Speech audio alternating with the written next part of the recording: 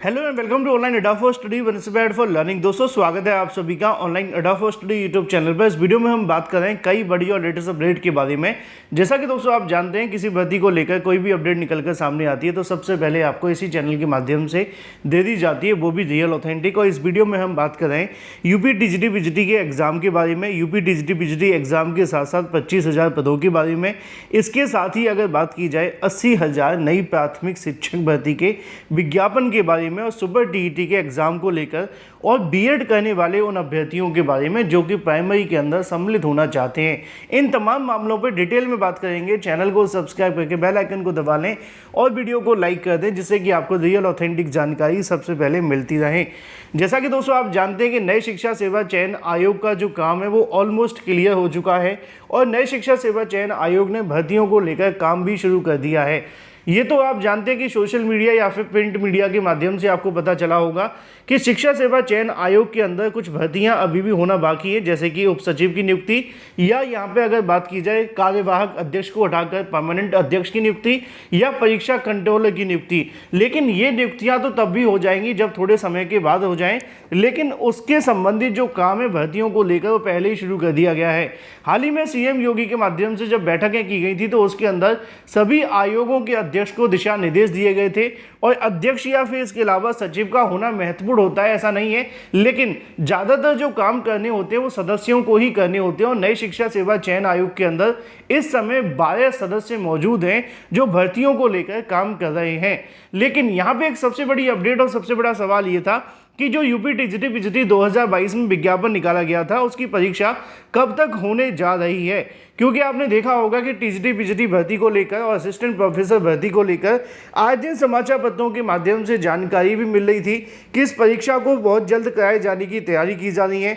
और कई बार इस प्रकार की जानकारी समाचार पत्रों में भी निकली थी कि टीजीटी पीजीटी 2022 की जो परीक्षा है या असिस्टेंट प्रोफेसर भर्ती की जो परीक्षा है वो जुलाई में कराए जाने की तैयारी की जा रही है और असिस्टेंट प्रोफेसर के बाद कभी भी टीजीटी और पीजीटी 2022 की परीक्षा हो जाएगी। लेकिन हाल ही में जब सीएम योगी के माध्यम से एक बैठक आयोजित की जाती है जिसमें सभी भर्ती संस्थानों को बुलाया जाता है, सभी के अध्यक्षों को बुलाया जाता है और उनको कहा जाता है कि उनके यहाँ जो भर्तियों के विज्ञापन निकाले गए हैं उनको जल्द से जल्द परीक्षा करा ली जाए और उसके बाद में जो विज्ञापन निकाले जाने हैं उनके रिक्त पदों का डाटा इकट्ठा करें और उसके बाद में उनके विज्ञापन जारी कर दें।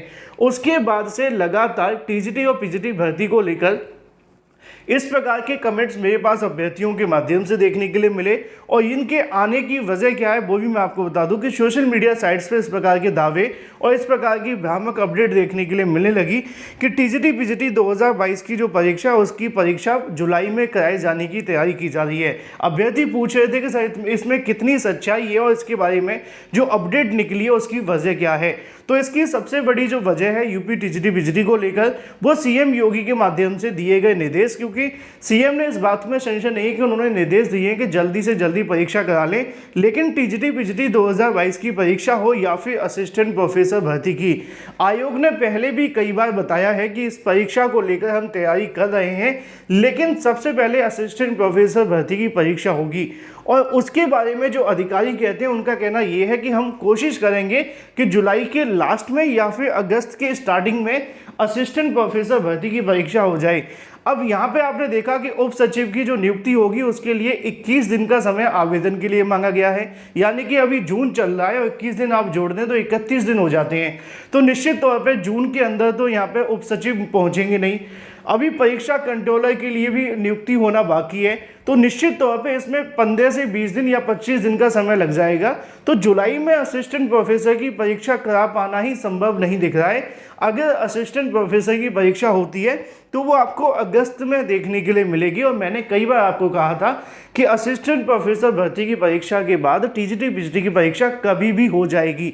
अभी मैं किसी मंथ के बारे में बात नहीं करूँगा क्योंकि उसको लेकर फिर वीडियोज़ बनने शुरू हो जाते हैं, क्योंकि यहाँ पे अगस्त में असिस्टेंट प्रोफेसर की परीक्षा होती है तो उसके बाद आयोग इस मामले पे विचार विमर्श करने के बाद में ये रणनीति बनाएगा कि इस परीक्षा के लिए हमें कितना समय चाहिए और फिर वो परीक्षा की तारीखें जारी करेंगे।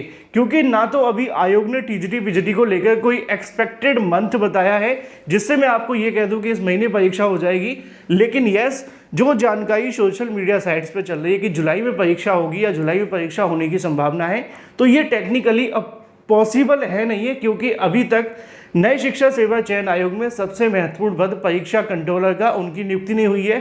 फिर उप सचिव हो जाते हैं तो उनकी भी नियुक्ति चल रही है। तो इसलिए अभी के लिए टीजीटी पीजीटी की परीक्षा को लेकर तैयारी तो चल रही है, लेकिन जुलाई में परीक्षा होने की जानकारी पूरे तरीके से भ्रामक है। लेकिन आप लोग तैयारी करते रहें। इसी के साथ एक और सवाल जुड़ा हुआ था, और ये सवाल था 25,000 पदों पर टीजीटी पीजीटी भर्ती को लेकर नए विज्ञापन के बारे में। 25,000 पदों पर टीजीटी पीजीटी भर्ती को लेकर जानकारी समय समय पर माध्यमिक शिक्षा मंत्री गुलाब देवी के माध्यम से विधानसभा के अंदर दी गई थी, है ना। लेकिन जब हाल ही में सीएम योगी बैठक करते हैं तो बैठक करते समय इसका डाटा मांगा जाता है। आपने देखा होगा, ये आज सुबह का ही न्यूज़पेपर है जिसके अंदर यहाँ पे जानकारी दी गई थी कि मुख्यमंत्री ने मांगे रिक्त पदों की सूचना, तो 2 साल पुराना डाटा भेज दिया। अब ये क्यों भेजा गया, इसकी कुछ वजह भी है, क्योंकि यहाँ पर टीजीटी पीजीटी भर्ती को लेकर नई शिक्षा सेवा चयन आयोग के पास में कोई नई जानकारी तो है नहीं है। क्यों नहीं है, क्योंकि यहाँ पे जो रिक्त पदों का डाटा है वो पहले जिला विद्यालय निरीक्षकों के माध्यम से कलेक्ट किया जाता है और फिर उसके बाद में चयन बोर्ड को भेजा जाता था। अभी नई शिक्षा सेवा चयन आयोग के पास ना तो कोई अध्याचन पहुंचे, ना कोई पोर्टल बना है, और ना ही किसी तरीके की भर्ती को लेकर उनके पास में अभी संसाधन पहुंचे हैं। क्योंकि ऑनलाइन अध्याचन मांगे जाए तो इसके लिए उनके पास पोर्टल होना चाहिए, है ना। तो इस प्रकार की जो उम्मीदें देखने के लिए मिल रही हैं कि टीजीटी पीजीटी भर्ती को लेकर जो 25,000 से ज़्यादा पद खाली हैं वो वर्तमान भर्ती में तो जुड़ने की संभावना लग नहीं रही है। अगर कुछ होगा तो वो ये कि इन पदों पर एक नई भर्ती का विज्ञापन टीजीटी पीजीटी को लेकर जारी किया जा सकता है, लेकिन उसके लिए शिक्षा सेवा चयन आयोग के पास में कितने पदों का अध्याचन आता है ये देखना महत्वपूर्ण होगा। क्योंकि माध्यमिक शिक्षा मंत्री के माध्यम से समय समय पर इसको लेकर बताया भी गया था कि 25,000 पद खाली हैं और इन पदों पर विज्ञापन जारी किया जाएगा, लेकिन वो कब तक होगा इसको लेकर नई शिक्षा सेवा चयन आयोग का इंतजार था। अब आयोग का गठन हो गया है, जब वो अध्याचन मांगेंगे उसके बाद जितने पदों पर अध्याचन मिलता है फिर एक नया विज्ञापन टीजीटी और पीजीटी का देखने के लिए मिल सकता है। तो इसी के साथ अगर बात कर ली जाए अपनी अगली अपडेट के बारे में जो कि संबंधित है 80,000 नई प्राथमिक शिक्षक भर्ती के विज्ञापन को लेकर, क्योंकि इसके बारे में भी बहुत सारी अपडेट लगातार देखने के लिए मिल रही हैं।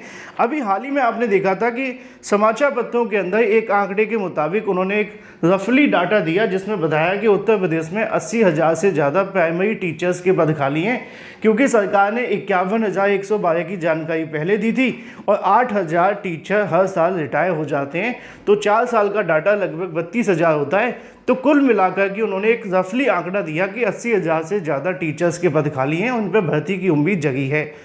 तो बहुत सारे अभ्यर्थियों का पूछना ये था कि क्या सर 80,000 पदों पे भर्ती आ रही है, और अगर भर्ती आ रही है तो कब तक देखने के लिए मिलेगी और कब तक होने की संभावना है।